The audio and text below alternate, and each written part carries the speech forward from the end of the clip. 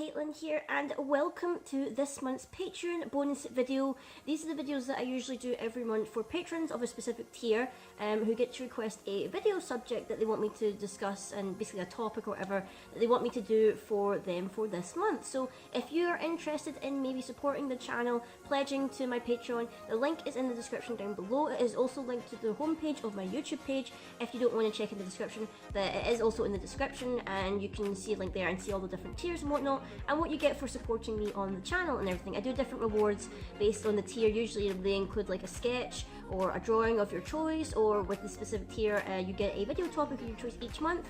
And you also get exclusive previews into video schedules that I do, thumbnails that I'm making, behind the scenes stuff and everything like that to help support the channel.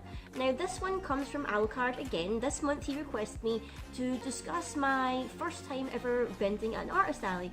My first time being an artist alley attendee at a convention or whatever. Now I don't really remember what year it was. I'm pretty sure it was rather early. I do remember that it was Decon. I'm pretty sure it was Decon. Because I actually was doing a half table with a friend of mine.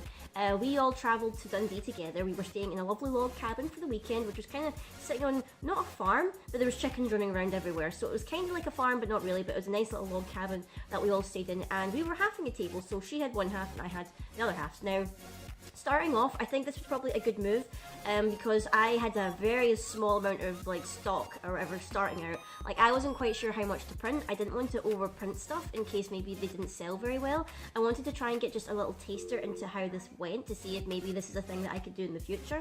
So I think at most I had about 5 large A4 prints, and I think I had a couple of small A5 prints, whatever. I've since stopped doing A5 prints because I feel like they don't sell very well because of the size of them, so I tend to just do A4, although I might be tempted to do A5 prints again, just depending on whether or not maybe people are interested in them. But starting off, I only had like a very small amount of prints. I also still made, I made hammer bead kind of keychains and whatnot, or little charms. I don't really bring them along with me anymore because I haven't really made any new ones, and I haven't figured out a really good way to like set them up in my table, like my new table setup, now that I've got like a proper like new rig that I do for cons. So I'm still not sure how to incorporate them into my new setup, so I might bring them back in the future, but I'm not too sure. But anyway, it was Decon, and I believe we were in the lower level, which if you've ever been to Decon, it's like really cramped. It's very small, like you're fighting for space. Back then it was like they hadn't really like figured out how to space out the pathway or whatever, so it was very cramped.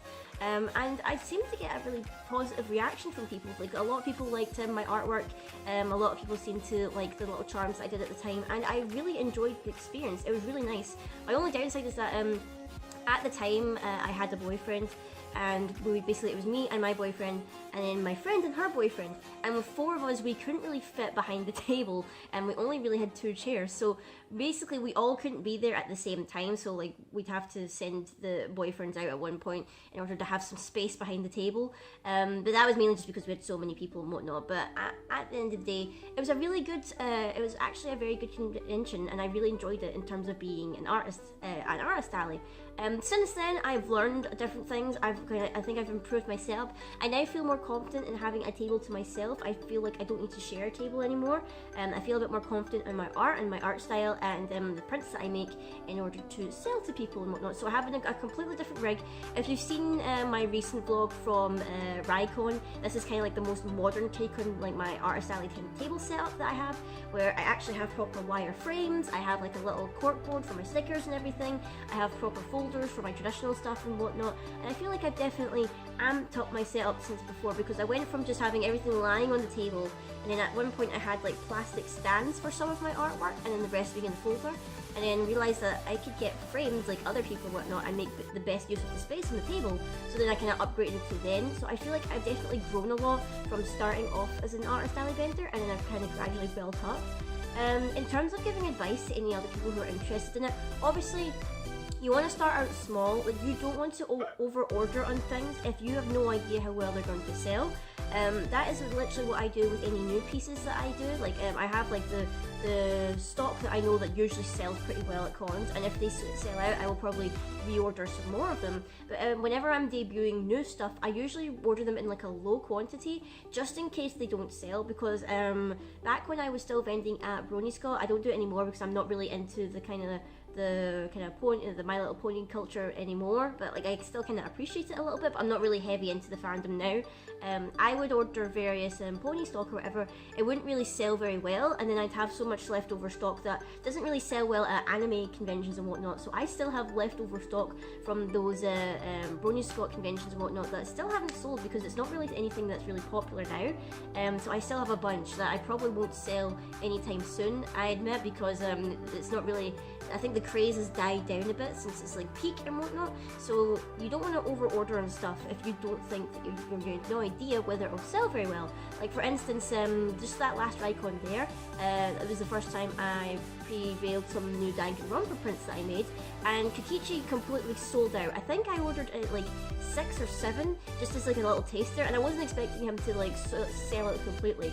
And a lot of my Danganronpa stuff ended up like being sold, so I was pretty happy about that. So it seems to, you know, indicate that, you know, Danganronpa stuff is still pretty popular, and that maybe I should stock up on some more of that in like my future cons and everything. Other than that, I think it's a good idea to even just like go on Google or go into Pinterest or something like that and just look at other artists' tables and whatnot, because everyone has their own way of doing their table, setting up and whatnot. Like nobody really has the exact same setup. Like you see it all the time. Like maybe some people have wireframes, but they incorporate them differently, or they use them, or they stack them in different ways to like showcase their artwork. I feel like getting a glimpse at how other people do it can inspire you in order to like figure out your own setup that you want to do. I'm still kind of sort of experimenting. Like I maybe like want to try different ways of setting up the table and whatnot, because I did it at Raycon there. I only had like a small gap in between. I think I would have made the gap a bit bigger for me to sit, because I kept nearly knocking over my stand and whatnot, because I made the little gap too small for me to actually interact with people and whatnot.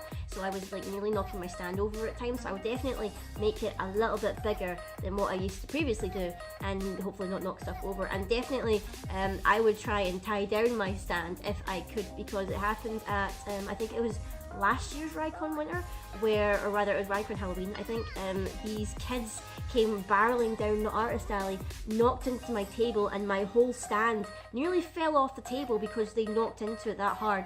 Luckily I managed to catch it, but at that time I was like, that could have really hurt someone if someone had like, you know, been walking past my table at the exact same time.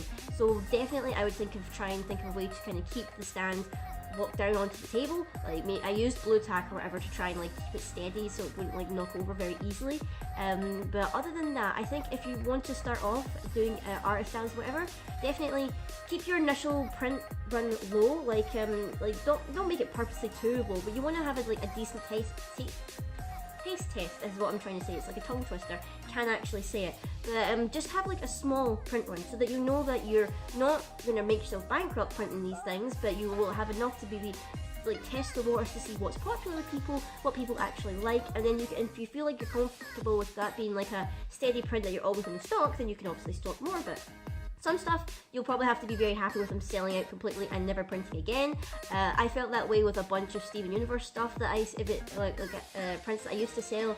I have heavily fell out with Steven Universe since the beginning of the year for various reasons. If you follow me on Twitter or Instagram, you'll probably know why that reason is, but I don't want to really go too deep into it in this video. I might make that a separate video on its own, but once all that stuff sells out, I will be glad to never print any more Steven Universe stuff again. I'll be pretty happy to not do that at all. Other than that, just, you know, be inspired by other people. Like, it doesn't hurt to actually ask a person how they do things. Like after Raycon Spring, I had a bunch of people come to me, like I think it was mainly Instagram and Tumblr, asking me like how do I do my drawings, or how do I get inspired to set up the table and everything like that, and I'm happy to answer those questions. If you like approach an artist in like quite a nice and, you know, genuinely kind way, then they're more than happy enough to answer your questions and whatnot. Like, we're not vicious beasts that are going to snap at you just because you asked a question. Like, if you just approach us like we're normal people, then yeah, we're happy to answer questions, and I was very happy to answer questions to people who message me on Instagram or on Tumblr and whatnot. I'm always happy to answer questions there, so if you ever feel the need to like send me one, then please just feel free to ask, because I'm always happy to answer those different questions and whatnot. Anything else? Anyway, if you're wanting to like maybe vend at a convention but you're not sure where to start or who to ask, just always keep an eye out on conventions that are in your local area or your town or city, wherever you are. My go-to ones are probably Raycon the now, because I did want to vend at Decon again, but because of some of the issues that happened with the whole insurance thing or whatever, I haven't really wanted to do it again. So maybe fingers crossed, maybe next year I would do it. Just needs to depend and wait and see what they do about the whole insurance line thing, whether they change that scheme or not, because that was one thing that turned me off of doing Decon, was the fact that you had to get your own liability insurance and that wasn't included in the price of paying for the table, which I think most cons do. Mainly it's like you pay like £40 or something like that, or however much a table is, and you're covered for that. I know it's different because they mostly host it in the union, but I hope maybe that they change it in the future and maybe I could go back to Decon and vend there, because I did have fun there when I did. It was just that stress of like getting that insurance or whatever that kind of turned me off. But I'm going on a little bit of a rant here now. To finish off this video, anything else I could advise for people who want to start artist alleys? Again, just start off small and then build your way up as you build up your confidence and everything like that. I would probably do a separate video just going through like checklists or like just general advice for people who want to start. I might make that its own separate video. But yeah, this has mainly been my experience as being a vendor at different art styles and conventions.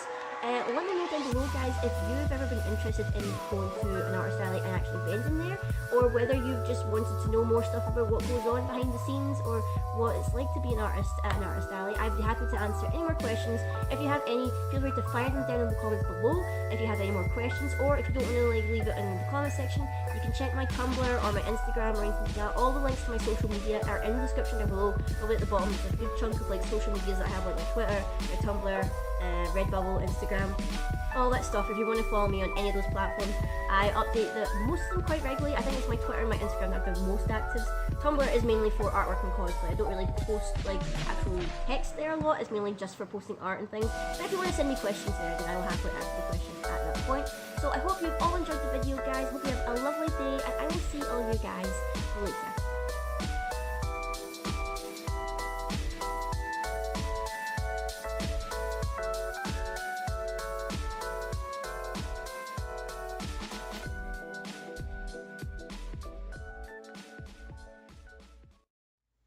This video was made possible thanks to patrons such as Alucard and Craig McCutcheon.